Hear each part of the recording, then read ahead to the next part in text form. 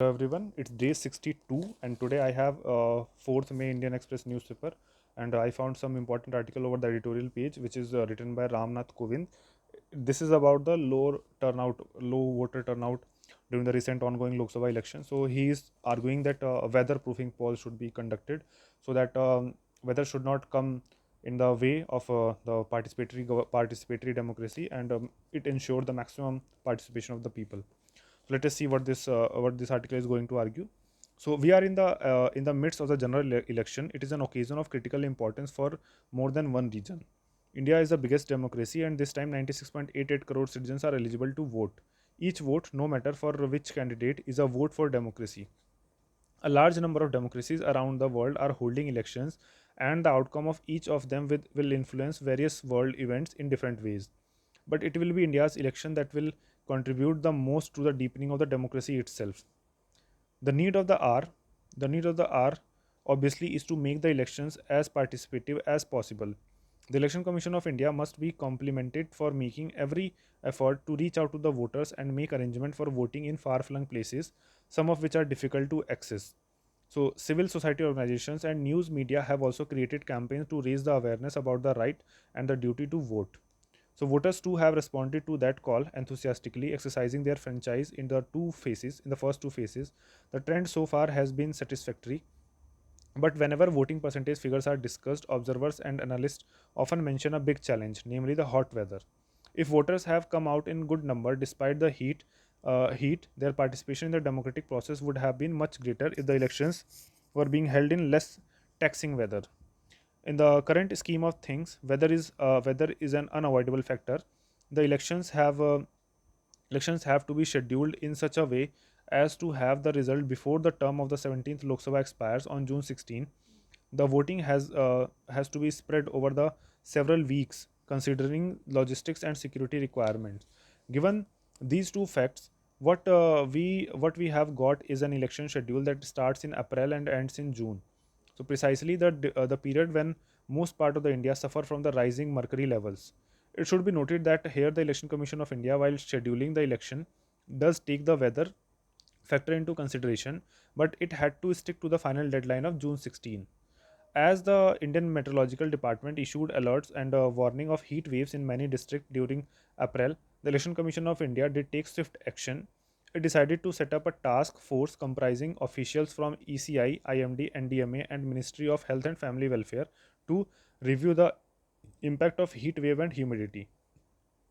5 days, 5 days before each polling phase for any concerning development and mitigatory measures if necessary, the Ministry of uh, Health and Family Welfares were directed to issue necessary instruction to health authorities in states to prepare for extend assistance in case of heat wave conditions affecting election operations. The ECI also asked state level authorities to make arrangement for shelter, drinking water, and fans at the polling stations. I'm sure these measures provide a degree of relief to voters, yet they cover only one aspect of the election process. The campaigning by the candidate, political leaders, and party cadres have to happen outdoors in the heat and dust. So, report of veteran leaders fainting in public rallies were shocking but not surprising. The so-called voter apathy then can set in during the campaign phase itself. Arrangements at the polling station must be appreciated, but voters who may have to travel a considerable distance under the blazing sun in rural parts may prefer not to venture out. We should note that these scenarios are more of a norm than an expectation. This weather condition is not at all unusual for the Indian summer. The temperature soars way above 40 degrees Celsius in the northern plains and the southern peninsular coastal regions, even above 45 degrees Celsius in some places. More importantly, there will be the same extreme weather issues in future whenever voting will take place in the May June. The conditions, if anything, can only worsen due to global warming and climate change. So, we therefore need to debate the timing of the elections for the sake of voters, campaigners, and let us not forget the officials in charge of conducting elections. And needless to say, it is crucial also for the health of democracy. So it is high time we proposed a weather-friendly timetable for general elections. Let me clarify that this subject was not the part of the terms of reference for the high-level committee on simultaneous election that I chaired. Okay, so the committee on the simultaneous election was chaired by Ramnath Kovind. So he has also mentioned here. And my suggestions about the election timetable is separate from the committee's recommendations and is made in personal capacity. I feel that the climate concern is serious enough to require a well considered and collective response. All stakeholders should come together to address the question in the interest of democracy and find a way out. Our objective should be to conduct elections in such weather conditions as are conducive to maximum participation and thus strengthen the project of democracy in India and also around the world. So this was about the election process that is happening in this summer month, and which is also I think one of the core reason of having a low voter turnout. So let us move to the explained page, and here is one important article. It is about the Etta Aquarid meteor shower set to light up the night sky this weekend. So let us see the Etta Aquarid meteor shower in 2022 near San Francisco de Almeida. So this was about so Etta Aquarid meteor shower, which will happen, which have been active since April 15, will peak on May 5 and 6, comprising burning space debris moving at speeds of around 66 km per second, that is 2.37 lakh km per hour, okay, into the Earth's atmosphere. These showers are seen in May every year and are best visible to countries such as Indonesia and Australia in the southern hemisphere. So, what are comets? So, meteor showers come from comets, which are frozen leftovers from the formation of our solar system some 4.6 billion years ago. Comets are composed of dust, rock, and ice and orbit around the sun in highly elliptical orbits, which can, in some cases, take hundreds of thousands of years to complete. According to NASA, a total of 3,910 comets are currently known, although billions more are theorized to be orbiting the Sun beyond Neptune in the Kuiper Belt and even more distant Oort cloud. So comets come in different sizes, although most are roughly 10 km wide. However, as they come closer to the Sun, comets heat up and spew gases and dust in a glowing head, and that can be a larger than a planet. According to the NASA's website, this material also forms a tail which stretches millions of miles. So, how exactly are meteor showers related to comets? So, meteors are simply grains of dust or rock that burns up as they enter the Earth's atmosphere. This burning also create a brief tail. So, since most meteors are tiny, the size of a grain of sand, they completely burn up in the Earth's atmosphere. However, once in a while, a large enough meteor passes through and hits the ground, at which time is called a meteoroid, often causing significant damage.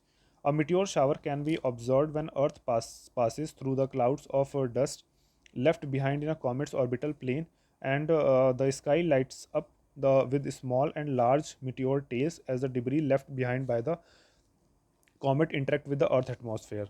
So the Eta Aquarid meteor shower is formed when Earth passes through the orbital plane of the famous Halley's comet, which takes about 76 years to orbit the Sun once. So while it was observed as early as 240 BCE, it was only in 1705 that astronomer Edmund Halley realized that the periodic appearances were reappearances of the same comet. Last seen in 1986, Halley's comet is due to enter the inner solar system again in 2061. So, like Eta Aquarids, the Oronoids meteor shower is also caused by the Halley's comet and appears every October. So, what are Eta Aquarids unique?